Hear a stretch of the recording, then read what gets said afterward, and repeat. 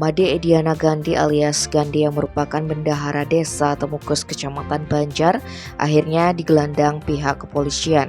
Pasalnya ia diduga melakukan tindak pidana korupsi pengelolaan APBDes Temukus sejak 2021 lalu.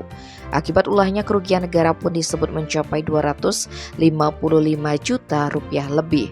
Kasat Reskrim Polres Buleleng AKP Pica Armedi mengatakan kerugian itu didapatkan berdasarkan laporan hasil audit penghitungan kerugian keuangan negara oleh Inspektorat Daerah Kabupaten Buleleng tertanggal 2 April 2022 lalu. Adapun modus yang digunakan pelaku yakni dengan membuat surat permintaan pembayaran palsu juga dengan memalsukan tanda tangan pejabat desa. Berbekal SPP fiktif itu lalu melakukan pencairan ke Bank BPD Bali. Tidak sampai di situ, pelaku juga membuat rekening koran palsu. Rekening itu kemudian digunakan sebagai dasar pelaporan realisasi pelaksanaan APBD semester pertama 2021. Langkah itu dimaksudkan agar kondisi kas yang sebenarnya tidak diketahui berbekal.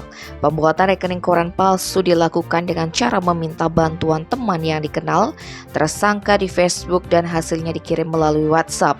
Saat ini berkas perkara kasus tersebut telah dinyatakan lengkap.